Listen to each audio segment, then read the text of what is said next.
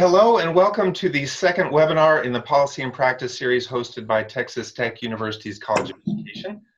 My name is Alex Wiseman and I'm a professor of educational leadership policy here at Texas Tech, where I direct the doctoral program in policy.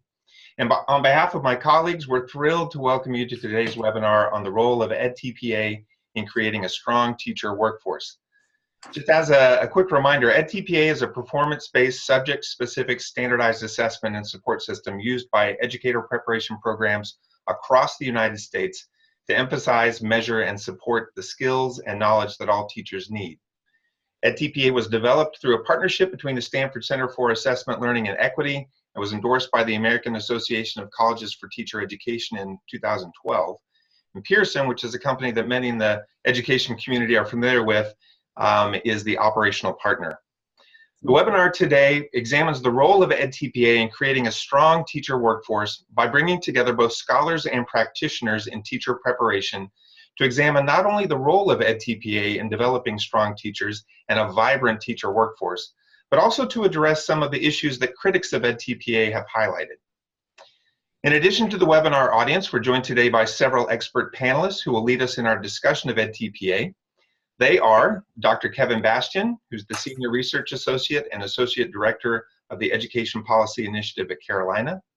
Dr. Dan Goldhaber, Director of the Center for Analysis of Longitudinal Data and Education Research at the American Institutes for Research and the Director of the Center for Education Data and Research at the University of Washington. Dr. Doug Hammond, Professor of Teacher Education and Director of Teacher Education at the College of Education at Texas Tech University. Dr. Charles Peck, Professor in the College of Education at the University of Washington, Seattle. Dr. Arthi Rao, Clinical Associate Professor of Curriculum and Instruction at the University of Illinois at Chicago. And Mr. Martin Winchester, the Deputy Commissioner of Educator and System Support at the Texas Education Agency. Really, each of these panelists was selected for the unique contributions to the development or understanding or application of edTPA. And there's a lot more to say about each of them, but so that we have more time for discussion about edTPA, you can find more information about each of our panelists on the webinar website, which includes bios and links with more information about their work. Our discussion today will be moderated by Dr. Jessica Gottlieb, Assistant Professor of STEM Education at Texas Tech University. Dr. Gottlieb brings a wealth of experience and expertise to her role as moderator of this panel. In addition to working previously as a classroom teacher in Los Angeles, Dr. Gottlieb's research focuses on how educational policy can be used to increase equity and access of high-quality STEM education opportunities, and her work on edTPA specifically has been published in the journals Teaching and Teacher Education and the Journal of Teacher Education. As a reminder, we ask that you submit your questions for the panelists using the chat board linked at the bottom of your Zoom screen. If you're new to Zoom, you just mouse over the screen and the menu at the bottom will appear, and there's a chat button that you can click on there. At the end of the panelist discussion, I'll be back with the selection of the questions from the chat board for the panelists to respond to. So feel free to submit a question via the chat board at any time. I'm moderating it, I'm monitoring it closely. So now, without further ado, I'd like to turn things over to our moderator, Dr. Jessica. All right, good afternoon, everyone. So we're going to dive right in. So one of the reasons that we convened this panel and brought together this group of researchers and practitioners around teacher education is to understand how, as states adopt the edTPA, they can do it well, right? So what does research tell us about how this should be done? What are states and practitioners that have been using assessments like the edTPA, what can they tell us about what this should look like, and particularly in the context of Texas. So with that, I'm actually going to ask Mr. Winchester to begin in his role with the Texas Education Agency. I hope you can tell us a little bit about where Texas stands in relationship to edTPA and what the agency's vision for that is going forward. Thank you very much, Jessica, and it's a pleasure to be on this panel. I want to thank Texas Tech for hosting. I want to also thank my fellow panelists for being on here. I'm very eager to hear their perspective on edTPA. To set a little bit of context of the rationale for the move to edTPA, I want to start where we really feel the end goal with educator preparation is, and that's in student achievement.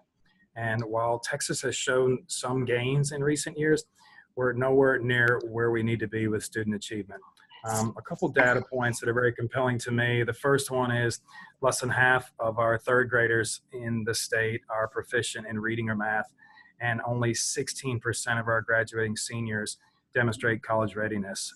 In a state this big, with that many children at our responsibility, we know that we need to improve. And we know that there's lots of factors that have implications on student achievement.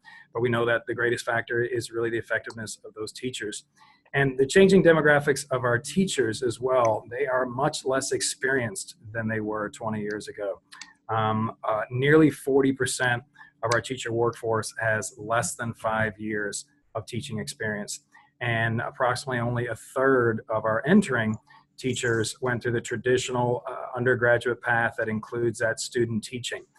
So we have a great deal of our teachers starting on day one with not as much experience in the classroom as in past years. And to steal a monogram from Texas Tech, we want strong teachers on day one. I'll ask Dr. Hammond for copyright privileges later on after this, but we want strong teachers on day one across the state. And what we really want to look for is the best type of alignment between preparation and the expectations of teachers on day one, to be able to design lessons, to be able to deliver those lessons effectively, to be able to look at student work, to be able to reflect on their own practice, and improve and be able to give students feedback on their work. And the tasks that edTPA asks of its candidates, we feel are very, very aligned to the expectations in the classrooms. And we're hoping that the move away from the solely multiple choice test on much of our certification pathways to a combination of content-based, selective response, constructive response, and this performance-based assessment through edTPA will really move our teachers to the best preparation so that all of our students across the state get the most effective teachers from the very first time they step in the classroom. That's really a lot about our rationale on that. I'm very eager to hear my fellow panelists. I'm also very eager to hear from those attending the webinar with their questions. So thank you very much, Jessica, for allowing me to start the conversation. Absolutely, thank you. So if I could put Dr. Peck on the spot a little bit. You're someone with an extensive research history around the affordances around edTPA and assessments like edTPA. And I would like for you to kind of respond to Mr. Winchester's position at the TEA and kind of talk us through, in your opinion, what can edTPA offer teachers in Texas and students in Texas? Well, as I was listening to the comments that were just made, it sounded like there were two main anticipations or goals in mind for Texas. One of them has to do with the potential affordances of the edTPA as a means of increasing student achievement. And I'm not going to get into that because we have Dan Goldhaber and Kevin Bastian here, who are infinitely more competent to speak to that matter than I am. The second set of issues that were raised had to do with what teachers are able to do in the classroom. And I think underneath those aspirations are some hypotheses about what's important for teachers to be able to do. And I think the ones that were listed are very sensible. One of the things I remember Linda Darling-Hammond saying about this performance assessment early on in its development is which of the skills that are on this assessment would you not want your kid's teacher to be able to do? And I think that's a pretty good question when you actually look at the assessment.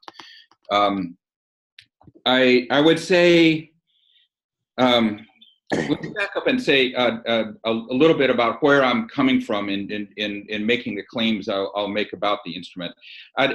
It is true, as Jessica mentioned, that I've been doing research around these issues for about, I guess it's 15 years now. So most recently, we did a study of 10 programs around the country that have really leaned into the opportunities to learn that are afforded by new kinds of data sources, including the edTPA, not just the edTPA, also value-added measures and others. But I think the most compelling experience I've had myself around this is being director of teacher ed at two programs that have implemented this performance assessment. First at UC Santa Barbara, When we went through a big process of self-study leading to some decisions about how to implement the PACT, which was the precursor of the edTPA, and then here at University of Washington when we implemented initially PACT and then later the edTPA. So the most important things I have to say, I think actually have to do with, come from my own direct experience working with the assessment.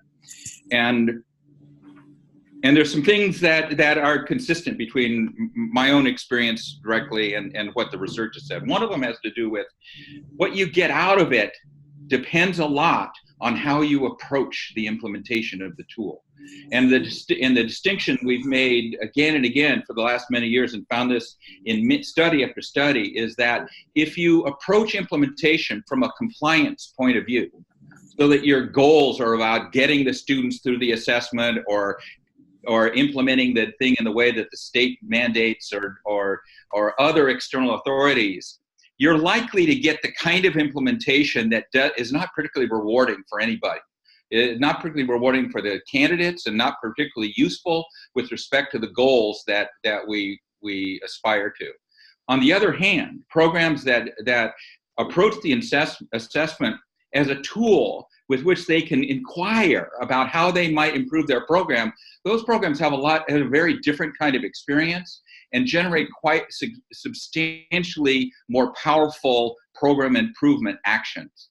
So at the end of the day, I think the edTPA is a tool, and it can be used in a lot of different ways, just like any other tool. And some of the implementation efforts I've read about, and some of which I've seen myself, kind of represent an approach to using the tool that is not very likely to generate positive program improvement.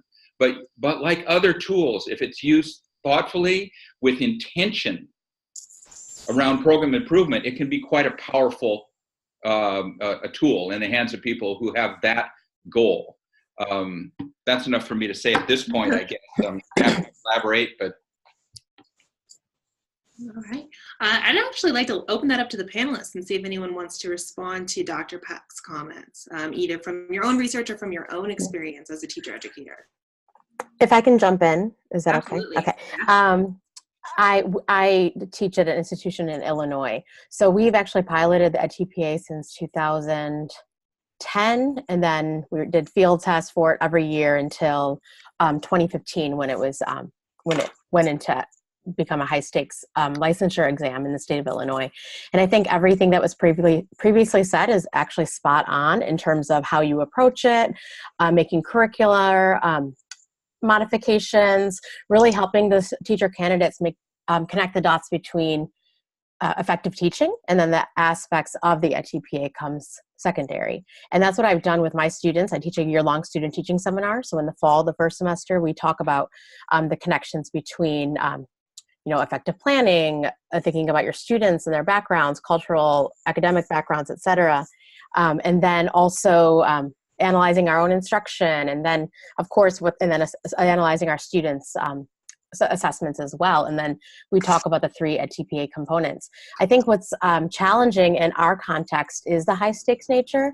So my students, they're all undergraduates. I think that they would be they would be able to see the connection in a lot more meaningful way if they weren't so stressed out about the end result in terms of this determines whether they're a teacher. So I've seen some really, really strong candidates. I've observed them all year, great grades, excellent, but for whatever reason, they passed, but they definitely didn't do as well as we would have expected.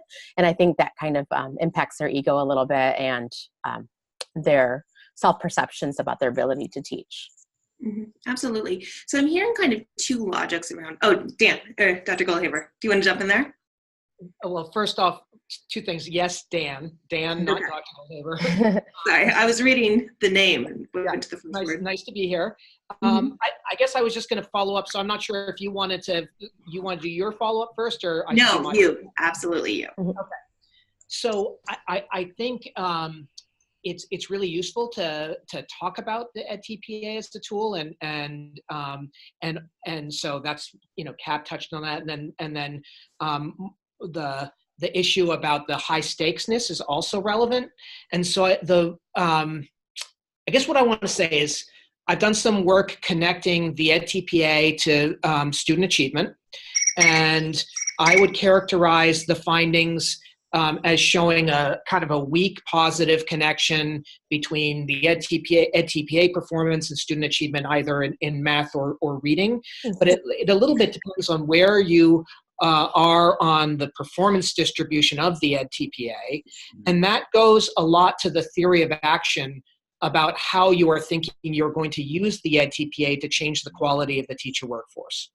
So in Washington State, which was the place we were looking at this relationship, we were looking at the existing cutoff scores that the state requires for being eligible to teach, and sort of saying like, well, based on the hard cut, would you expect that to change the overall quality of the workforce? And my answer is, well, as a selection tool, probably not, because in Washington, there just weren't a lot of teacher candidates that were failing.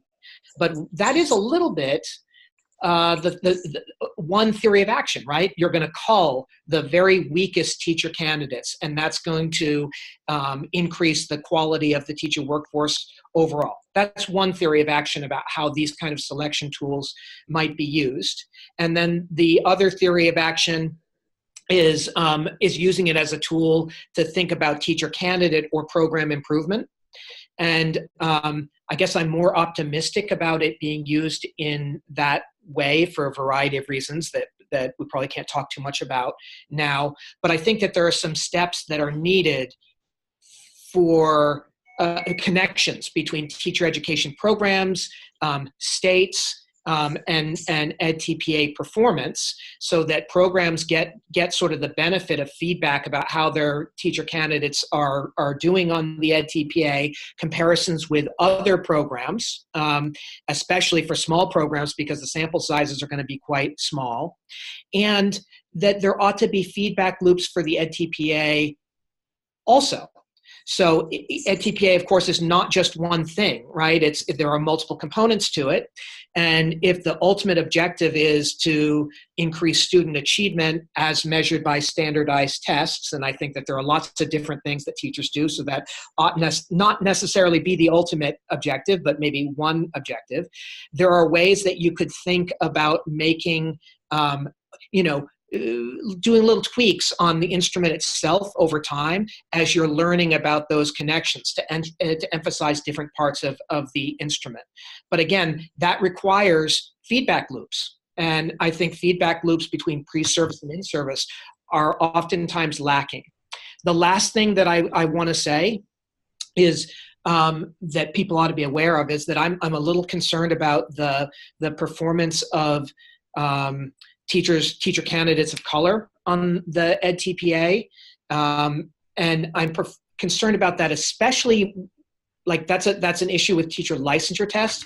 But the thing that makes me especially concerned with the edTPA is that there's a student voice, both explicit and implicitly in parts of the performance assessment, and so with any kind of evaluation where there's ostensibly a student voice, whether it's about a performance assessment like the edTPA or even a classroom observation, you worry a little bit about whether the assessment is differentiating what the teacher is doing of her own accord, just about her sort of basic practices, versus the extent to which she is appropriately or perhaps inappropriately reacting to the kind of students that she has. And that is an important distinction, especially for teacher candidates of color, or because they tend to be doing their student teaching in more disadvantaged classrooms. So you don't want the teacher candidates of color to be disadvantaged on this performance assessment because they tend to do their student teaching in front of more disadvantaged students. I'll piggyback off a couple of Dan's comments, if that's okay, Jessica. Yeah, no, I was actually going to call on you, so thank you for that.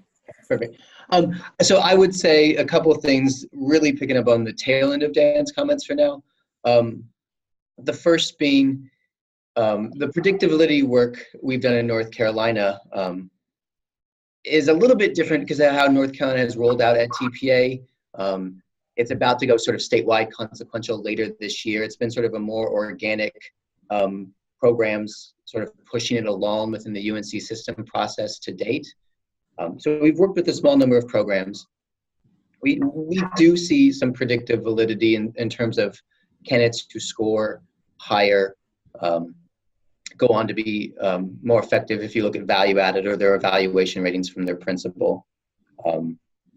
Related to that, before picking up the equity piece, I suppose, we have some very early evidence. I don't think it's that surprising that those for whom their score is consequential, and of course right now the consequence is actually just from their program, it's not from their state. The program says you have to get a certain score for us to license you. They're scoring higher, and there's a stronger relationship there with their scores and their outcomes as beginning teachers. I mean, I think we have very early evidence there, nothing to draw too definitive conclusions, but it wouldn't be surprising that those who know their score matters do better, which is a little bit different than, Arthi, what you were suggesting, I think, as well, where there's sort of pressure that might sort of make the score a little bit lower. We are also seeing that, again, early evidence, I would categorize it as. Minority teachers, yes, they are scoring lower in North Carolina. I mean, you see that nationally if you look at, an edTPA, annual sort of review. Their scores, I guess the bad news is they are scoring lower, right? And the good news is early evidence, again, they are predictive of outcomes still for minority and white teachers. I mean, it'd be a much worse scenario, especially at a larger scale, if they were scoring lower and it wasn't predictive of how they were doing.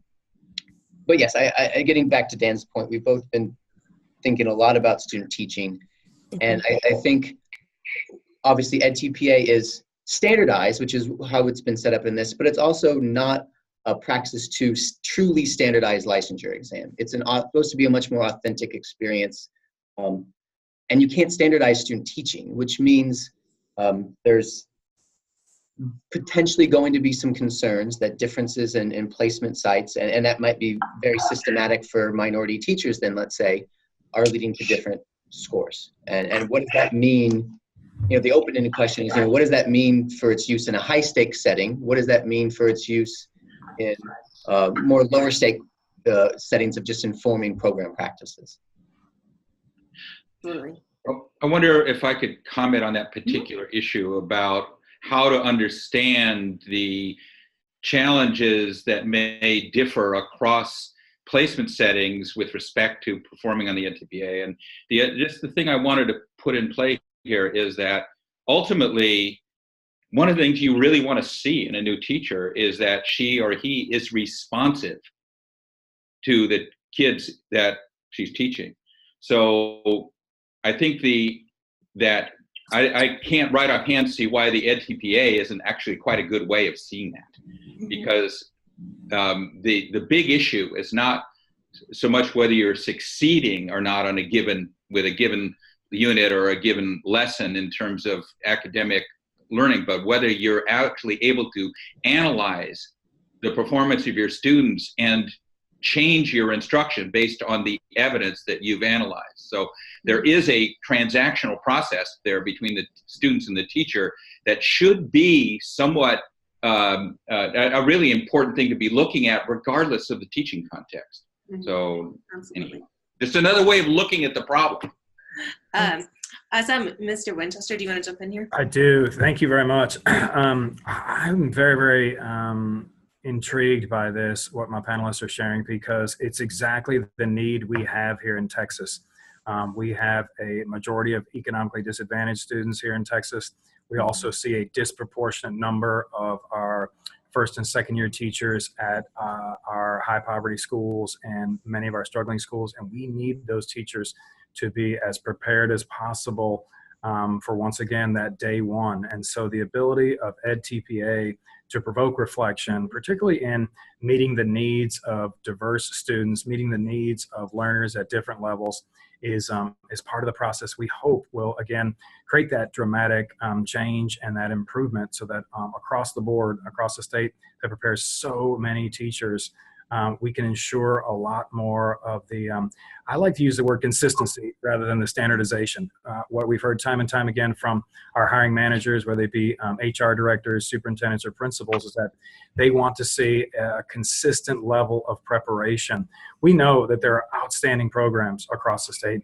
We just want to see more of them, and we want to be able to, if you will, provide more assurances to hiring managers that this certificate means something, and that the authentic experiences that the candidates have gone through have been able to demonstrate proficiency, so that you as a hiring manager, and let's be honest, move beyond the hiring manager, you as a parent should have confidence that your own child will have a well-prepared teacher for this school year. So again, I think my peers are bringing up a lot of the intricacies and nuances of not only the edTPA as a tool, but the experience that candidates will go through. So thank you very much for pointing that out. Yeah, and Dr. Hammond, I wanted to pull you into this because we're talking a lot about program improvement and preparing teachers. You are someone that is in charge of running a teacher education program in Texas. So I was wondering if you could comment on the panelists' thoughts about the ways in which edTPA can be helpful. Sure. Well, I was very interested to hear Dan and Kevin's comments because up until this point, it's kind of been a matter of faith that implementing edTPA was going to have good outcomes for our teacher candidates and for students. So I'm pleased to hear that that faith is perhaps based in something, even if it is currently preliminary. I think one of the things that I worry about in terms of a program pivoting towards edTPA is how is it going to disrupt a program that's already strong? I feel like the Tech Teach program is doing many of the things that the edTPA is intended to accomplish. Certainly we could always get better, but I'm wondering, how is this going to disrupt our program? And then related to that, how will this change the curriculum that we currently have in place? We currently use the TAP rubric for evaluating our candidates, and that's correlated to T-tests, and now there's going to be additional rubrics. So there's lots of worries that I have in terms of implementing the program. I do know, I do believe what CAP had to say, and that is that implemented intentionally, you can get something good from it. And I know this will be an additional set of data about our candidates in the program that we currently don't have. So I'm still ambivalent, but hopeful, I guess. I wonder if I could just offer a couple of suggestions here, because I think those fears are quite realistic. Yeah. I don't discount those at all. This is a change process, and if you go at it there are plenty of mistakes to make, I think. But one of the things I would suggest about that fear that you articulated, Doug, about disrupting the practices that you have worked hard to develop and which you care about and which you believe are close to the heart of the integrity of your program, is that you begin the process by inventorying those practices and those values that underlie those practices, and then examine the ways in which the edTPA may help you get at those very things. That's how we handled the same problem at UC Santa Barbara. We recognized that the tool can be used in a variety of ways, and we weren't willing to have the tool mull us over or disrupt our sense of integrity around our existing program. But on the other hand, we didn't want to walk by the possibility that the edTPA, if we're going to have to collect the data, how could these data be analyzed in ways that were congruent with the things we had agreed mattered to us as a program? So you do have a really strong program there, and you have a lot to think together about what are your closely held values and priorities. And then once you get that clearly articulated, you can look at the instrument and see, maybe not in the scores. The real energy is not in the scores. It's in the candidates' work portfolios. That's where you really learn the most about what candidates are able to do and where they're struggling and where they're not able to understand their own students. And And so the value of the tool has everything to do with bringing clear agendas for what you want out of the tool that come out of the dialogue within your own faculty, and then examining the ways in which the tool can be used in a way that's consonant with those valued outcomes that you've identified. That also begins to engage people around some of the main concerns that folks have about being, about it displacing local judgment about the work of teacher education. It does not have to do that, but it will do that if you don't implement it thoughtfully and strategically, as I know you will. Yeah. And if I could, I want to tease out two arguments that I'm hearing, or two interesting threads. The first one I want to tackle is about the concerns around student teaching and teacher candidates of color and equity. And I want to, Arthi, if you could speak to that a little bit, because you are someone that's doing this in a state with a very high stakes policy in Chicago with your student teachers are being placed in Chicago public schools. So can you kind of describe what that has been like? And then another layer is my students, majority of them are students of color, and they are Chicago public school graduates. So, there are several complex layers there. They're NCLB grads, they've gone through the whole system. So testing is something that they're really, have been exposed to, high stakes, all that from, their elementary years. And I can say that a lot of them it's complex in so many ways. Number one, a lot of them may struggle with some of the writing skills, and, we may have them seek support, or, some of us tutor ourselves, but that's clearly a result of their own schooling experience. If you see them in the classroom, they do really well in terms of enacting the lessons, even planning them. But when it comes to that formal writing, I think they get so just a lot of anxiety around that. So while I know that they're capable of a lot more, sometimes I've seen them struggle putting their ideas onto paper, especially because I see them do we do a mock edTPA in the fall, and then during pre-student teaching, and then they do their full in the spring. And I definitely see a difference in the one I'm able to support them with, and then the one I'm not able to support them with in the spring.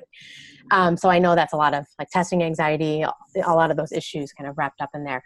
Additionally, they are all teaching in Chicago public school classrooms, all in neighborhood schools. We do not place in selective enrollment. We do not place in charter, et cetera. So it's all neighborhood schools, and a mix of performance. Some are level 1+, some are 2, some are not. Actually, I think 2 is the lowest that we have right now. And I think that a lot of them are nervous about, what if my students misbehave for whatever reason, or if I'm not addressing. And I say, you know what? You have to teach the students as they are. So if you have to stop in the middle of your lesson and, refocus students, pull a student aside to, connect with the student, whatever it is, to check in, that shows the realities of teaching. And you can't be so caught up on those few minutes that are on, captured on tape. So we talk through a lot. I've had students who are just a little bit anxious about the scorers, and I say, you know what? They're trained. There's a lot of calibration. There's a high calibration system. But some of my students I've even had in the past, I have had a few Muslim students that wear hijab saying, I'm afraid that the scorers is going to use bias because I'm wearing a hijab in the last couple of years. And I was like, that's not going to happen. I can't guarantee it, but I tell them that to assure them. So there is a lot of racial, ethnic, stereotypes going on in their own mind in terms of how others will perceive them, and then the students in front of them. But I can say that they've all passed. And they also have all passed student teaching on top of that, because they've done so well, and they've worked really, really hard in the last few years. I know that for sure. But I also think that the content of the test is something that's important. So we talk about that. We do that in our student teaching with our assignments. And then back to what Doug was saying about how do you help those who feel like they already have a strong program move forward. We did a lot of what don't remember who was saying it. I think it was Cap was saying, we do a lot of program reflection in terms of across our coursework and seeing what we're already doing that complements the edTPA, and then making little tweaks like more video recording, more reflection. So we are working, to make it, we're doing our best to make it work as a program for sure. But I can definitely say some of the other challenges are around equity concerns, even though that hasn't come into fruition. Yet another way of looking at that issue in terms of if it was the case that in some placements our candidates are having more struggles with classroom management or making content accessible to kids who didn't grow up speaking English, wouldn't you want to know that in terms of your own preparation of those candidates? I can actually hardly think of a pattern of outcomes that would be more compelling in terms of program improvement than seeing that your candidates of color are struggling or that your white candidates are struggling when they're working with students of color. I mean, that's a hugely important thing to know.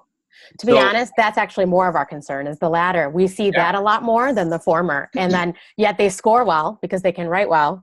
And then we have some serious dispositional work that we have to do with them. Yeah. Thank you. So you may not be able to see, this is an implementation issue in terms of making the data matter, but you may not be able to see that issue according to what you just said in the scores. Yes. You can see it in the videotapes. You can see it in the way they respond to kids in terms of understanding what kids are doing in their classroom, but you can't see it in the scores necessarily. Yeah. Absolutely. So the other thread I kind of wanted to tease on was I feel like this conversation has really taken place in the context of a traditional university-based teacher preparation program. As you heard at the beginning, that is not the reality for many, many teachers in Texas. We have a tremendous proportion of teachers that are alternatively certified. And I was wondering and this kind of open to anyone, what does research tell us that edTPA can and should look like in the context of alternative certification? I'd love to hear. I think the answer is that there's not, at least I'm not aware of research about edTPA and alternative certification. And I'm sort of curious to hear what the requirements are in Texas for folks that go through alternative routes, because some of those alt routes, as I understand it, they might not have the opportunity to basically do what's required to pass the edTPA. Mr. Winchester, that's probably a great one. The question is a question about, will we have different requirements for edTPA? Yeah, so I think what we're interested in is, given that we have a lot of alternatively certified teachers in Texas, what do you envision edTPA looking like for those candidates? Particularly around the ones that don't have a ton of access to students. Yeah. Well, many of our alternative certified teachers will be on their certificate as a teacher of record while they are pursuing that, and so the access to students is not as big of a concern in the alternative certified here. What we also feel is it can be just a transformative experience for many of those teachers who did not have the benefit of an extended student teaching period. And so their ability to receive support from their programs in a very guided way along the path of, once again, as my colleagues have talked through, the tasks of designing, of delivering, of reflecting on that, we feel will be incredibly beneficial for those teachers that are pursuing their certification while being the teacher of record. Great. All right, I want to take this into the weeds a little bit. So we've been talking kind of at a very big level about, edTPA can improve the workforce. It can be a powerful tool for program reflection. I want to get into the weeds around some of the levers in edTPA that as we move towards implementation, we want to be mindful of, and that we might want to think about best practices around them. So I'm just going to kind of throw some out there, and anyone that wants to speak to these can. I want to talk about issues around cut scores and the extent to which cut scores can and should be tweaked, kind of changed over time. I also want to talk about scoring, and Kevin, I know you've done some work around local scoring versus kind of being scored by Pearson and some of the issues and affordances that there are with either direction. And then I also want to talk about some of the issues around privacy and technology. Texas might be a unique context in that we have a lot of very small school districts that may or may not struggle with the technology required to do edTPA well. So I'm going to put kind of all of that out there, and anyone that wants to grab one of those, go for it. I want to pick up on something I said before, but I want to say it in a little bit of a starker way. Okay. You could have an incredibly strong, let's say you care ultimately about student test scores.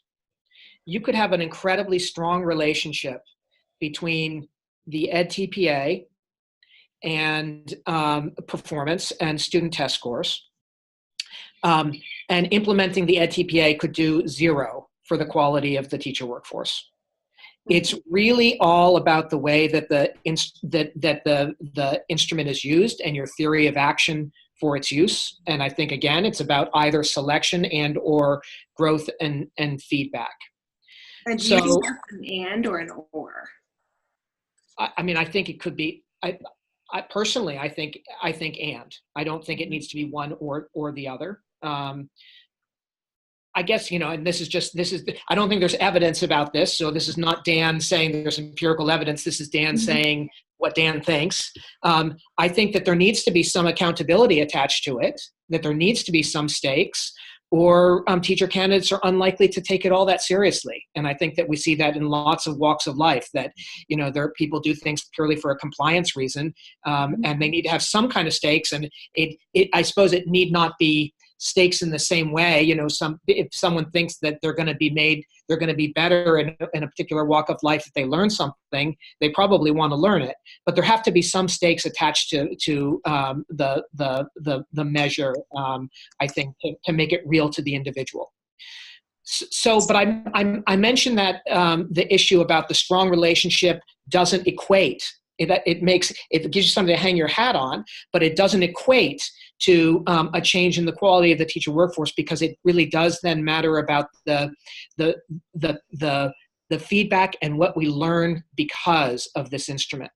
And so some of the issues that you raised about where should we set the cut score, like that to me is an empirical question, and it should be it's an empirical question that ought to be interrogated in a way that public policy rarely is. And I want to just echo another thing that I said earlier. The instrument itself ought to be interrogated. I think that, I've looked at lots of different kinds of licensure tests and the relationship between licensure tests and student achievement. Some of them have very strong predictive validity. Some of them have very weak predictive validity. And yet the way that we think about the content of those tests is often not connected to the predictive validity of the instrument. So I really think that we should be interrogating the predictive validity of the instrument. And just to be clear, I mean that both in terms of student achievement on test, but also the other things that we care about what teachers do. I would say when it comes to, and picking up from that a little bit, I would say when it comes to setting cut scores, much like Dan, I think it's entirely empirical question. In the state of putting it in the context of Texas, you could imagine the state starting to look at early, exemplars, whether it's Illinois or Washington, et cetera, where they've set some different cut scores, where there might be some evidence about what the relationships are with outcomes, and having that be an initial toe in the water. You have to throw your anchor somewhere, right?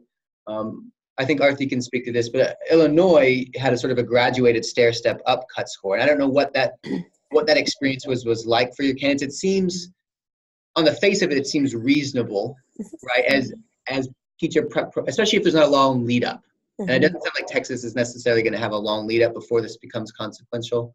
Maybe Martin can say otherwise. But if there's not a long lead up, then it seems like you want to have programs having the opportunity to integrate this into the program meaningfully. That takes some time. So you could stair step a score from 35 to 37 to 39 to 40, what have you, over time. That seems reasonable, and I totally agree. This speaks to a larger issue of interrogating and using the research and evidence that's out there and connecting it much better to educator preparation that's common typically. And this would be a perfect case of being able to do that and inform cut scores, inform whether edTPA should inform hiring at all. Those are the types of questions that are empirical, that the state should then be very thoughtfully and intentionally pursuing of their own accord or with research partners. Just to, there's so many issues in play here, and they're all important. But you just mentioned one that I think is really quite important to what Texas does, and which has to do with the differences in how this implementation is approached, how the pace of implementation. And the analogy I like to think of is like when you go to the physical therapist and you don't have much range of motion in one of your limbs, or you need to do some work around changing your body's flexibility. And if you do that too fast, you get a lot of pain and a lot of pushback. And so Kevin actually mentioned one way of scaling implementation that allows people to adapt gradually. And there are some bad examples of how edTPA has been implemented in this country, and you know what they are probably. If you don't, I can tell you. But how it's implemented matters a lot in terms of how much pushback you get from programs, and it matters a lot in terms of people having an opportunity to learn as they go. In fact, if somebody would ask me, about how to go about implementing this thing, I'd say start by piloting some institutions and invest in them as thought partners in the implementation process. Ask them to document what they're learning about how to implement the process in ways that is useful to them. Don't ask them, by the way, for a summative judgment about edTPA or not edTPA, because that's going to get you caught up in all the politics around, neoliberalism and the intrusion of the state into the work of higher education, and that's all out there, and there's some truth to it too.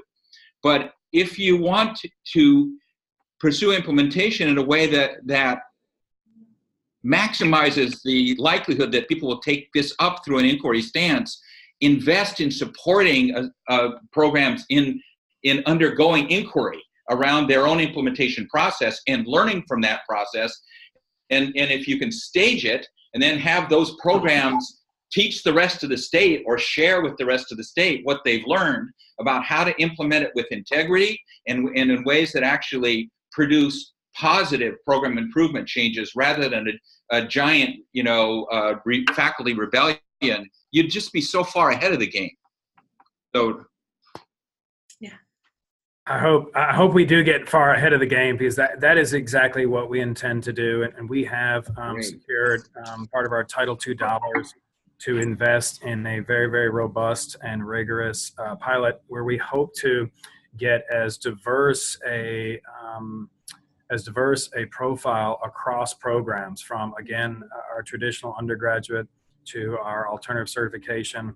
Clearly, we want as representative of the demographic of teachers here in Texas, and to take that thorough approach to that, hopefully espousing the keys of edTPA being educative and being a reflective process, and that engage with those programs about what they are encountering, so that when we do look to see how it can be spread across the state, we've got a lot of those points. We've got a lot of those points, though, not only on the proof points, but we've got a lot of the informative data, both quantitative and qualitative, that can help us with a large reach across Texas. So that is our intention.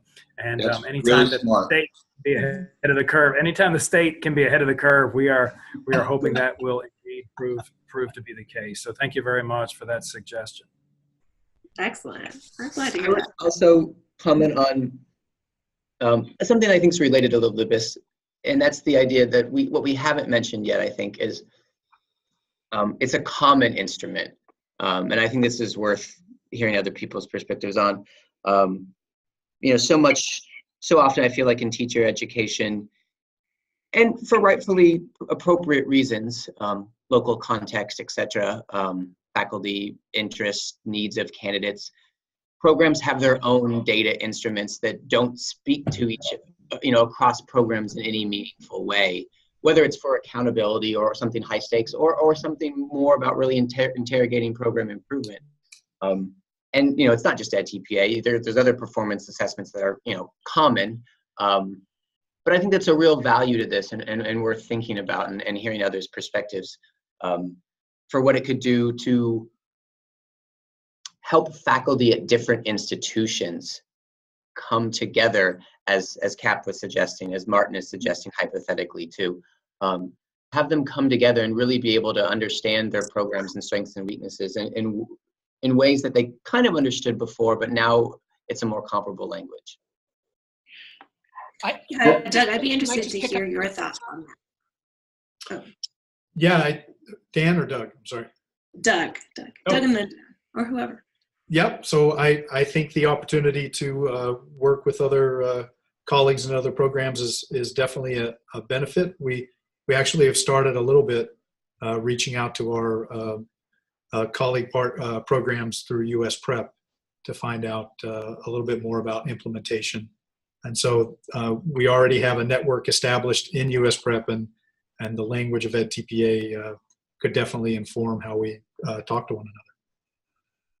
Awesome. So I was going to just say kind of amen to this point, but to also emphasize that it is really worthwhile for states, probably states, to think through carefully what is the theory of action connecting the edTPA to changes in workforce quality, and mapping out the steps necessary to make that theory of action possible.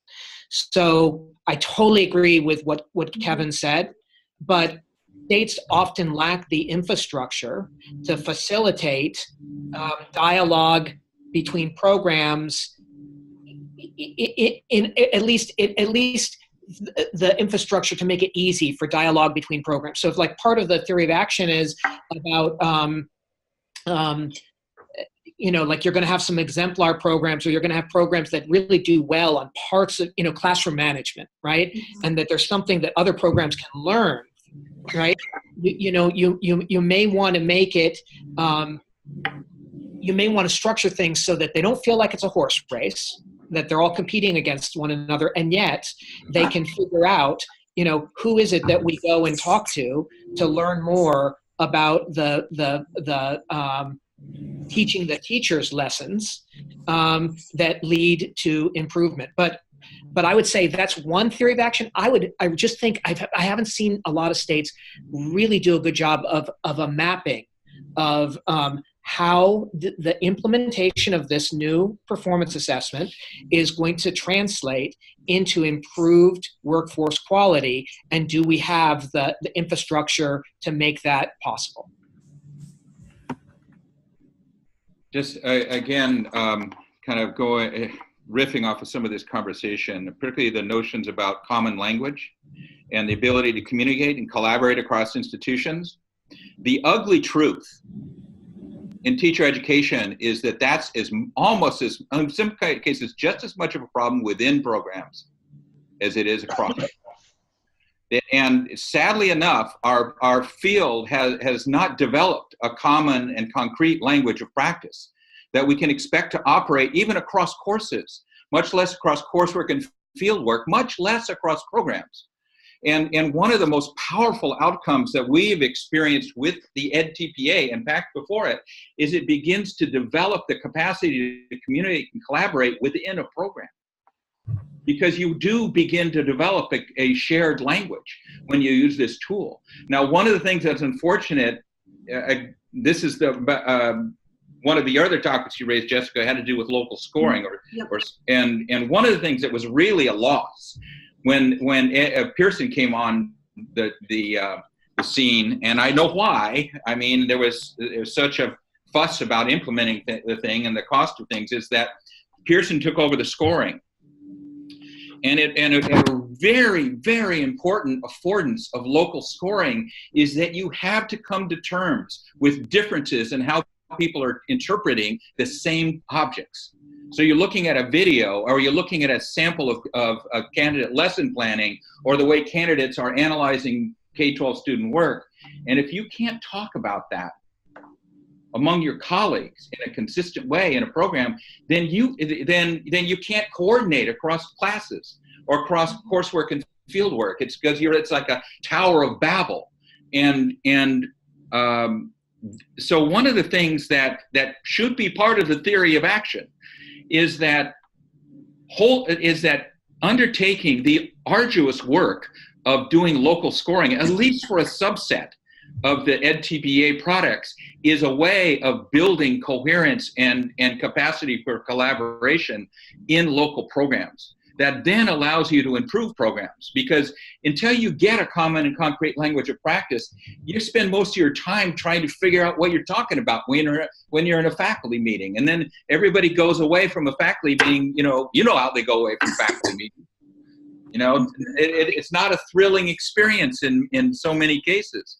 But what I do know from watching this happen and very intimately in 2 programs and studying it across many others is that when you do build a common and concrete language of practice, and implementing the edTPA is one very specific way of doing that, then collaboration gets easier.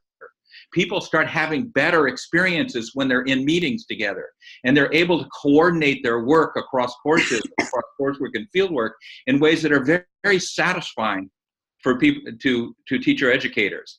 Now, how you balance that with the enormous costs of doing local scoring is an issue, but maybe you in Texas can do some experimentation around that and push back on Pearson. I mean, Texas is a big, powerful place. And if Texas was to do a study about what learning takes place when you do local scoring, and then say to Pearson, our data suggest that we need a policy and supports from Pearson to enable local practitioners to have the time that it takes to learn how to score together, would be a huge contribution to one of the big problems in the implementation of this thing around the country, which is it's implemented in a way that does not reflect a deep enough understanding about the learning processes that are afforded by the performance assessment. And so people are implementing it shallowly, turning over some of the most important parts of the work to Pearson, and then having experiences with it that are not that rewarding, which confirms the opposition. So it's like a kind of a negative cycle if you're not careful. So the key to it is implementing it in a strategic and thoughtful way that leads to people having positive learning experiences that generate important changes in their program. And if you can do that, then it'll bring people together in your just like it will bring people together across programs. Mm-hmm. Absolutely. All right. Now that we have achieved the appropriate level of compliments for Texas, I'm actually going to invite Dr. Wiseman to come back and join us. And he's been keeping track of the questions from the audience. I'm going to open that up to him to share some of those. But we can't unmute him. By the host. There we go. All right. Okay, I'm back.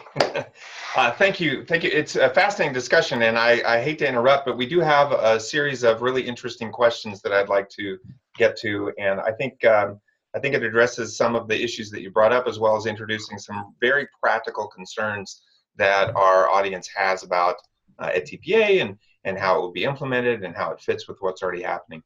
So I'm going to go through and I'm going to ask some of these questions. I'm not going to identify the people who have been asking them, since some of them are maybe more sensitive than others, but I think they're all interesting. One question is, can anybody share how edTPA has been successfully integrated into the coursework in an educator preparation program rather than having it sit alongside? Any examples of that? I think I alluded to this earlier, but I teach a year-long pre-student teaching and then student teaching seminar, and a weekly seminar, and then I also do all the field visits as well through the whole year. So I'm able to really help them, connect any gaps. And originally, that student teaching seminar was a little bit looser, and it's a 3-hour course once a week, but there wasn't like a core curriculum, so to say. It was a little bit more like talk about our experiences and then maybe a book club. So when I came along and learned about the edTPA, I think it was a year or so after I was actually adjuncting there, I decided to think about changing that seminar, and I reworked the course to embed those necessary aspects of planning teaching, instructional delivery, and assessment all along, thinking about your students, being responsive to your students, and then academic language as well.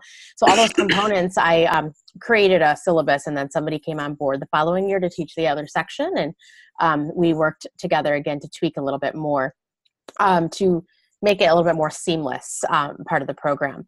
So we talk about lesson planning, we look at sample lesson plans, we workshop, we look at them, like talk about strengths, areas for growth, and then I introduce the rubrics that correspond to lesson planning. And then we do the same with instructional delivery. We look at teaching videos, then we watch each other, and then we also are introduced to the rubrics. And then same thing with student work, which is something I actually did even before the edTPA, where we brought in student work samples and I facilitated a workshop on analyzing student work. So with task 3, that fit really nicely into that already. So I think in that sense, it's requiring that some of the courses are a little bit more structured in that sense to talk about essential aspects of teaching, not necessarily only edTPA. And then, like I said earlier, it's encouraged some of the courses earlier on in the program to use more video reflection. We have a common lesson plan template where the sections of the template across the whole program, they include parts of the edTPA in the commentaries, like how you're being culturally responsive to your students in terms of responding to their academic background and their prior knowledge, cultural, contextual information as well, academic language, assessment, all the aspects that are asked in the commentaries, we include in our template, and it's used across the whole program for the 2 years, junior and senior year, so that these are important components of teaching, but also will support them with the edTPA. Arthi, we actually have a follow-up question. People are asking if you're willing to share a current syllabus or a template for how you do this, or maybe it's already available online. I can share. I can send it to you, and then I don't know how that'll work in terms of facilitating that, but we can make it available. We know who asked the question. We can also make it available if you have a link through the webinar website. Okay, that'd be great. I wonder if I could offer a follow-up to this, because I think that an issue that the person asking the question may be tuned into, or they're going to be tuned into, is that kind of exquisite integration that Arthi just described. A lot of faculty are unwilling to do that, because they've experienced the edTPA as an intrusion of the state into their business in ways that they find very objectionable. And I just heard some rhetoric at ACT this week that was all about that kind of dynamic. So it's really important to not start with the edTPA being, let me back up. A strategy for dealing with that very legitimate concern, by the way. I am not disrespectful around that concern that faculty have, because people have thought long and hard about what's in their courses. So if you want to create a set of conditions where people are interested in the edTPA as a tool that might be useful, you have to begin by articulating what your values are. What is it going on in your courses and in your program that is precious to you, that you're willing to get up and come to work early to make sure it happens and stay late? That kind of energy. And that energy is in programs. But you have to begin by articulating what those values are, and then asking the question, how can this thing that we're actually required to do now, how can we flip this and make it work for us? What aspects of the tasks do we want to pay particular attention to, like the differentiation of instruction for kids who are learning English or kids with disabilities? These are things that people care about and the tool can help with. But the first step is to define common local values and then go to the tool. And once you ask the question that way, then people, not all, but many people actually get more interested in how these data can be useful to them as feedback about whether what they're hoping to accomplish in their course is showing up in the artifacts of actual classroom practice that the edTPA provides. But if you begin by saying, oh, here's the edTPA, now we have to implement it in all our classes, that's going to work for some people, but it's not going to work for a lot of them. And so. Can I add one more thing? This may help those who are listening. The other thing, because I'm able to do all the field visits, I also, in my time there, I've changed the observation tool and protocol. So when I got there, it was also very open-ended. So it was like basically blank sheet of paper that was carbon copy, and anybody who was the field instructor could, write notes. So obviously it was a very inconsistent experience across cohorts, depending on who their field instructor was, or if it was, which professor it was, or et cetera. So I created a tool that actually aligns with the Illinois Professional Teaching Standards, but it's also, there's a lot of edTPA overlap. So not only are we, using a lesson plan template, but we're also, I'm using an observation tool, myself and my colleague, to connect the dots right there on the spot. Oh, I noticed when you said this, this is an excellent modeling of academic language. You're really helping the students develop understanding of this, for example. And it's like on the, right after their lesson, so that they can really, like I keep saying, connect the dots between effective teaching and the edTPA. So because all of that is there, observation tool, lesson plan template, but they also have a formative assessment tool that they do self-assessment at week 7 and at the end of the semester, with also a conversation with their mentor teacher that's also Illinois Professional Teaching Standard aligned, that I also created in terms of self-assessing along a continuum per standard. And so the connection is very tight between those state's teaching standards, the edTPA, expectations, et cetera. And I make that known every class period, actually. There's just one quick follow-up. It's another, I think, very practical question from someone who's thinking about how to implement this, and then I'd like to go to some more critical questions looking at edTPA from perhaps a different perspective. But there's a follow-up question: have instructors crosswalked current syllabus content with the EdTap rubrics to see what is in place already and can be streamlined via aligned language? Any evidence of that happening?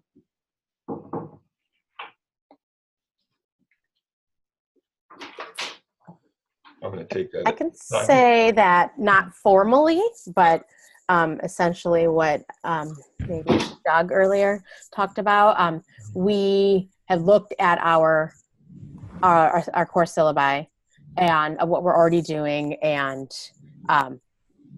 ways we can tweak it to align our language and also align with the edTPA. I'm not sure if that answers the question. And more of an informal process of just kind of program reflection and making next steps. That's the approach we took. And I would only add to that, or picking up on this idea of mapping, to the extent that evidence can be sort of leveraged to know whether there are particular aspects of edTPA that are predictive of an outcome you care about, whether it's student achievement or something else you're able to analyze. There's possibilities for faculty, with their inquiry focus, really doing mapping of pre-service curricula to the edTPA rubrics, to those outcomes of interest, and what are those edTPA rubrics predicting. That, I think, that helps programs prioritize a little bit as well. I mean, I think they have to have their own organic, as Cap would sort of, I think, probably say, their own organic inquiry into this, but that mapping process, I think, is also a prioritization process as well. Thank you. I'm going to move on to some of the maybe slightly more critical just for a second, because I think it's really important, considering that this is something that's being scaled up in different contexts. We have a question here. Do we perceive Texas having a primary theory of action in implementing edTPA? And are we simply looking to this as a mechanism for keeping more bad teachers out of the profession? How do we see this impacting our existing teacher shortages in Texas in particular? But I guess that could be true of any state that's experiencing that. Anybody want to tackle that one? I'd like to take first. The theory of action is along what I had shared at the very beginning. We want to positively impact student outcomes, and we feel that the best prepared teachers will help to drive that type of change. We know we want as close alignment with the expectations of teachers in the classroom to the preparation. And we think that edTPA will encourage a lot of what I heard many of my panelists talk about, with feedback loops, with data that can be compared across programs to foster conversations, identifying strengths and opportunities of skill sets that we see are proficient in programs, and how we can best share those best practices. I want to acknowledge what was brought up earlier, how the state can help to foster those conversations and how we can have the infrastructure. Clearly, we'll be looking to many of our organizations that gather faculty across the state to have those conversations. As far as a mechanism for keeping more poorly prepared teachers out, that's not the goal at all. We feel that we are hoping that edTPA will again attract a high quality and diverse pool of candidates who see the rigor, who see the relevancy, and more importantly, can aspire that they will indeed be well prepared because of the tools, because of the processes that are closely aligned with their preparation and the expectations. We hope that we would see a decrease in the number of what we consider to be contract abandonments, where teachers are finding themselves overwhelmed in classroom situations and leaving students, whether it be in the first week, the first month, or the first semester. And oftentimes we see a disproportionate number of those in our high poverty and low performing schools. So to make sure that we have the best prepared teacher on day one, to make sure that we have strong data mechanisms that ed prep programs can use to look internally and have conversations across faculty, as well as I liked the description from across courses, as well as connecting between and among courses and field work. We hope that this tool will provide that rigorous type of insight for programs to reflect and continuously improve, as well as to help share best practices across a state this large. Yeah, there's a little bit of a follow-up to that might be good to throw in here. There's a question: will Texas insist that edTPA apply to all TPP pathways, or is there a chance that some or all alternative certification programs might be exempted? Those are the questions that have been on the table right now as we are proposing our pilot to gather that type of information. Clearly, we want, as I shared with you, as broad a spectrum of participation in the pilot to best inform the decision-making moving forward. And again, this is all dependent on the decision-making from our State Board for Educator Certification that is a governing body over here, that we will present the information and again present as I shared with you, a very robust, rigorous, and disciplined pilot that can best inform that decision-making moving forward. Mm-hmm. There's another question, and some of these are well, obviously we have a pretty large Texas audience here, so some of these are Texas related. We have someone from an education service center here in Texas asking, or saying that we share the value of preparing teachers to be ready on day one. We plan to be early adopters of edTPA. Any suggestions for early implementation in the context of alternative paths, considering that our interns will begin teaching prior to taking the edTPA?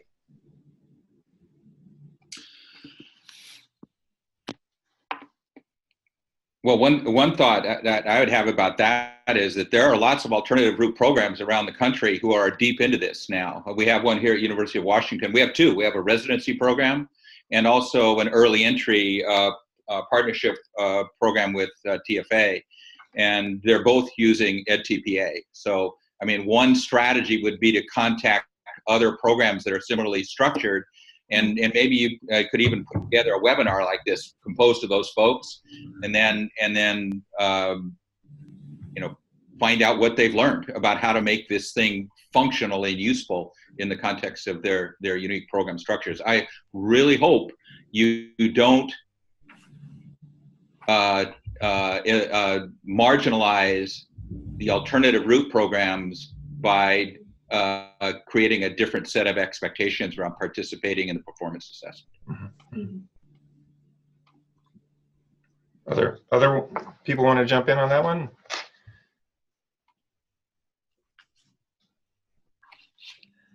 I've got tons more questions, so if you feel that you want to jump in later, keep going with that. We have one question that is a little bit broader. There's been a lot of conversation during the webinar so far about there are a lot of ways that edTPA can be done right. Part of it has to do with investigating values that want to be pursued as part of the teacher preparation program. Part of it has to do with making sure that it isn't sort of a summative assessment, but it's something that is inquiry-based. The question is, are there ways that edTPA, at least in the places where it has been implemented, has or can be misused, and what can be done to avoid them? I think we've heard a little bit about having an idea or a theory of action about what direction it should take, but I think this question is getting at there are going to be misuses of any sort of instrument. Can we effectively predict what those are? And for people who are implementing edTPA, can they be avoided?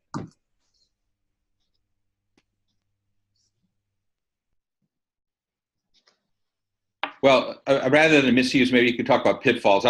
Stop me talking whenever you want. There's a little silence. I always like to fill it. But one of the pitfalls is not having a serious conversation with faculty in the beginning about what faculty responsibilities are to support students in making sense and making this thing useful for their own practice. And one of the pitfalls is that in almost every institution, you will have some faculty who are very much against this thing in a principled way. No disrespect around that. There's any policy has upsides and downsides. So does this one. But the pitfall is that those faculty will communicate their disaffection and alienation from the use of the instrument in ways that lead the candidates to either game or ignore the affordances of the instrument as an opportunity for their own learning and an opportunity to improve their practice. And I think if people were to start with the frank conversation about how folks differ in their stances around this, but how they share a common commitment to supporting candidates to make as much sense as they can out of their investment in this tool, that would be very healthy. And it might forestall some of the things we do see. And this is all through our own data and through our own experiences, is that sometimes faculty communicate a disrespect and an interpretation around the instrument that implicitly teaches the candidates to treat it as a trivial or hoop jumping kind of experience. And I will just say that it's not the last kind of experience like this that people will experience in their careers. So it's, in my view, I think our responsibility as teacher educators, no matter how we see this thing, is if it's adopted by the state, if candidates are required to invest their time and attention and energy into doing this thing, it's our responsibility to help them get as much out of it proactively and positively as possible. That stance can also be reflected in the way cooperating teachers view the instrument. If the universities don't do a good job of communicating what the purpose and possibilities are for using this thing to improve practice, then it's more likely that cooperating teachers are going to react to it as an intrusion and displacing time in student teaching and all those things, which are possible. But I just think that one of the pitfalls is not getting clear as a community, as a professional community, about what our collective stance is going to be about supporting our candidates to do this thing with as much value as possible. I would have to agree. I think that is one of the challenges, is that if obviously, I have some reservations in terms of the high stakes nature, but that doesn't mean that I don't prepare my students for it. We may talk about some of the challenges together in terms of the socio-political implications. However, I make the constant connection to effective reflective teaching. And I think that has helped a lot. Earlier on in the program, not all instructors that they've had might even talk about the edTPA, or they may have that negative they may share that negative perception and only that negative perception, and it can be problematic to undo. And I found that a challenge. They're coming into senior year. This is it. They have to, the following semester, they have to submit it and have to pass it. So I do have to undo a lot of that at times, depending on where they've been in the previous years of coursework, in terms of who they've had and what they've heard and been exposed to. So I think that really. People can still have their opinions about the political ramifications, but looking at the content and what it's hoping to develop in the future teachers, I think if everyone is on the same page there and supports their students, then that would be avoiding that pitfall. I'm gonna beat my drum about not treating the instrument as if it is a done deal. That we should learn and I think there's a real danger that we don't, because I think there's all kinds of examples in education policy where we implement something and it's done. We have an opportunity to learn about what should be valued in this instrument based on the predictive validity of things that we care about. Mm-hmm. And so if the edTPA is judged to then the one in Washington, North Carolina are done. If it's judged to have a weak relationship with student achievement, it would be a mistake, I think, to say, oh, it didn't work, we're done. Because there are things that can be done to modify and strengthen the instrument. If there's a weak relationship between teacher retention, and we say, it didn't work, that would be a mistake. It would be a lost opportunity. There's a political cost to implementing things. And rather than treating these events as if they are yes, no, incredibly high stakes outcomes, we should think about how to make incremental improvements. I also want to come back to something that was suggested earlier, that that maybe edTPA could be used in hiring. I've heard this debate about licensure tests, like why don't we release licensure tests to hiring officials? And I've heard people say, oh no, if we release the licensure tests to school systems when a candidate applied, they might use them to make hiring decisions. And I think, well,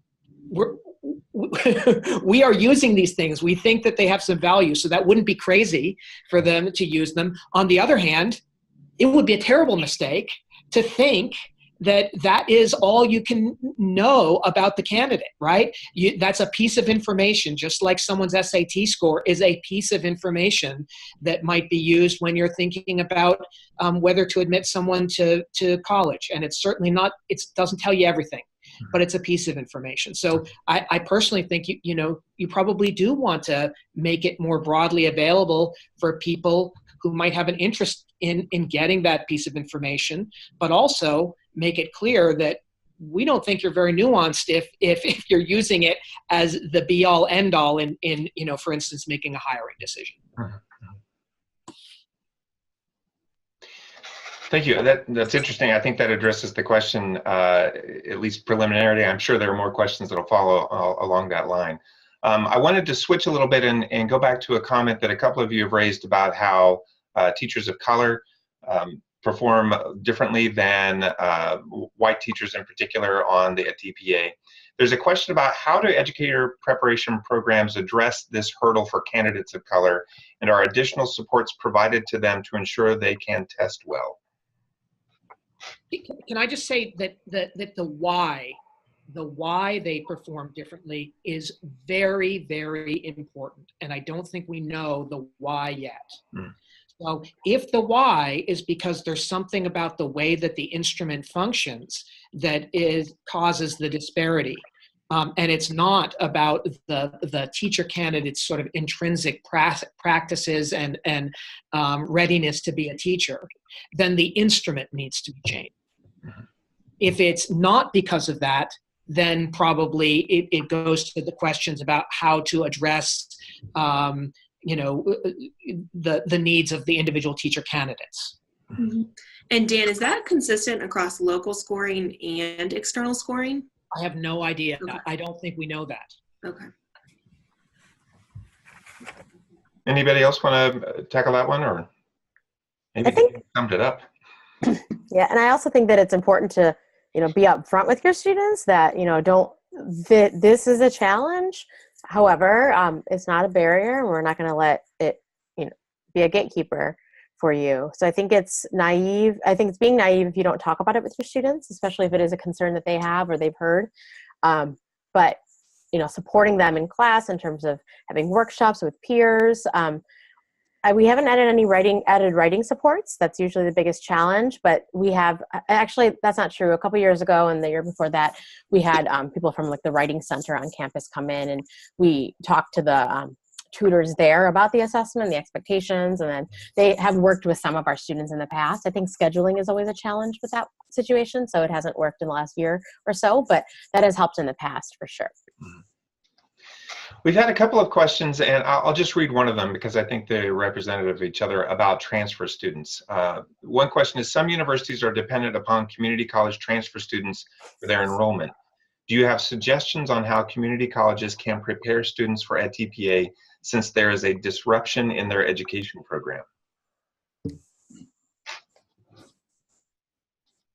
I think there's, this is Doug at Tech. I think there's a great opportunity to collaborate with community colleges who transition their students to university, and it offers an opportunity to collaborate between the education faculty of the 4-year and the 2-year. It might also be that a portion of the edTPA procedures become the focus of the Associate of Arts and Teaching program as well. So I think there's great opportunity to collaborate.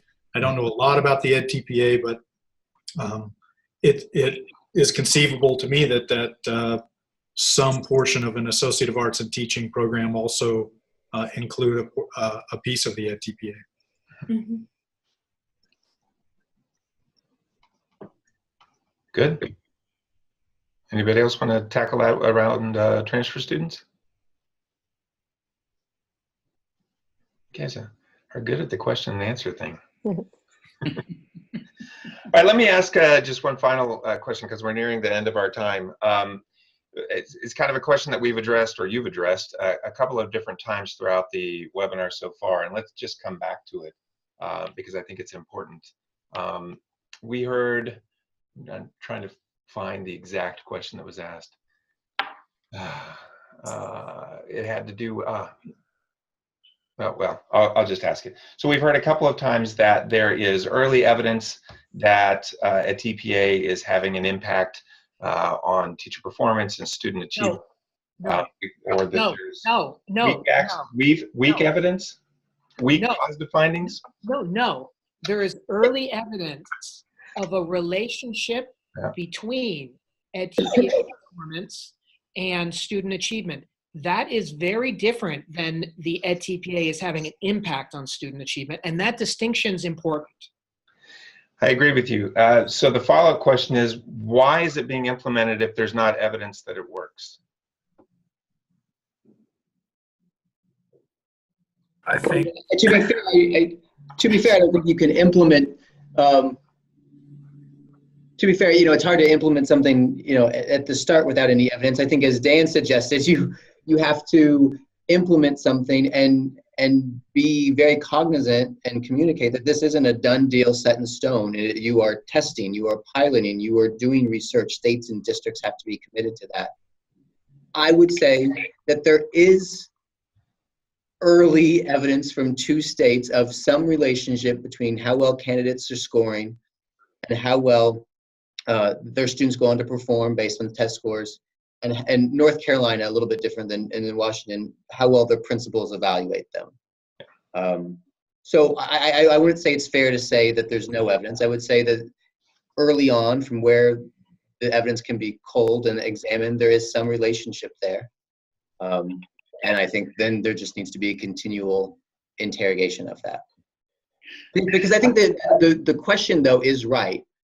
But what I mean by that is, I think there's real questions about whether states want to use this for high stakes any decisions, or whether programs, of course, want to inform their practices based on this if there's no relationship with these outcomes. But you have to be daring enough to see that it works. And you need to pick an instrument that, and I think edTPA is this and other performance assessments like PPAT perhaps, et cetera, as well. You need to pick an instrument that has other research and other types of research behind it. You're not just picking anything. You're making a conscious decision of an instrument you think has properties that should really matter, and then you need to investigate it. To draw a broader circle maybe around that, I think I agree with everything Kevin just said, and I think we're all kind of desperate to find tools that can help us improve outcomes for kids, and I think that there are very different stances about that, of course, and one of them, of course, has to do with the critiques that have been leveled about teacher education for 50 years now. This is not that new, right? The issues around teacher education, the weaknesses The structural weaknesses in teacher education have been well known for 50, 60 years. The same pattern of critiques comes up in every one of the major policy analyses. You know, John Goodlad's work, Conant's work, Seymour Saracen's work, they all say the same thing. You know, a lot of the same things, that there's weak links between courseworks, between different courses in teacher ed, that there are weak links between coursework and fieldwork. And then overall, we don't really know much about what program features are associated with teacher competence and ultimately what happens for kids in the schools. So you couple that with our culture-wide concern that lots of kids are not faring as well as we want them to in school. So we're kind of desperate to find tools that can help us get better. And for all the right reasons, and ultimately, sometimes there's a mix of motivations for sure. But I do think that one of the things that teacher educators share a commitment to is improving their practice. And I think that one of the reasons many of us have been supportive of this tool is it's one of the few things that we can really see the potential for using as a tool for moving programs ahead in ways that matter, to that seem important to our work. It's not, you know, it's not to whitewash the difficulties, but we're kind of desperate to improve teacher quality because we're really concerned that particularly some communities of kids are getting totally marginalized in terms of the kinds of achievement outcomes we want to see. So that's why we might try it, even though we don't have the confirmatory data yet. Although I get it that Kevin's research and Dan's research is promising in terms of helping us begin to see the nodes of effectiveness between certain aspects of the edTPA and student achievement.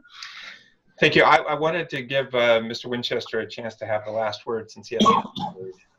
Would you like to address that one? Or? We would. And well, I can't say it any better. We do feel that this particular tool is as closely aligned as anything we have seen to preparing teachers for the realities of the classroom. We feel that the educative nature of it will help programs to, once again, identify the strengths that they already have and seek out areas both internally and across their peers to best improve. And we, again, are looking for designing that pilot that will be very, very informative of how this program is implemented in Texas, with Texas teachers, with such a diverse nature of our educator preparation programs at such a scale on this one. And I'm very, very optimistic, but I'm also know that we need to be disciplined in our research methods. We need to be strategic in our rollout, and we need to be very, very clear in our communications and very receptive to and open to feedback from our programs, from our candidates, and from our school districts and our students that we feel can help best inform what it is that makes the best teacher on day one. I'm very appreciative of y'all having us on the panel. I'm really appreciative of the best practices and lessons learned, as well as research-based findings that were afforded. And most of all, I want to thank Texas Tech for really being a leader and hosting this panel and inviting all of our key constituents to engage in such critical dialogue. Thank you so much. Thank you as well. We are at the end of our time together, and I can't thank all of you enough as panelists and as experts and people who are really doing the day-to-day work related to teacher preparation and edTPA in particular, for taking time out of your schedules to join us to provide some honest and evidence-backed perspectives on what's happening. I want to thank all of our audience members for your tough questions and for your insightful comments. It's been really helpful. There were a lot of other questions that came in that we didn't have time to get to, and I want you to know that there's a thoughtful audience out there that's really concerned with not only how do we best prepare teachers, but what are the tools that we can use to do it. As I said at the beginning, there's a lot more information about each of our panelists on our webinar website. I highly encourage you to take a look at their information, and if you would like to reach out to them. I would like to thank Jessica Gottlieb for being our moderator today. Thank you for leading us through the woods, so to speak. I think we found the other side, and it was a really great journey.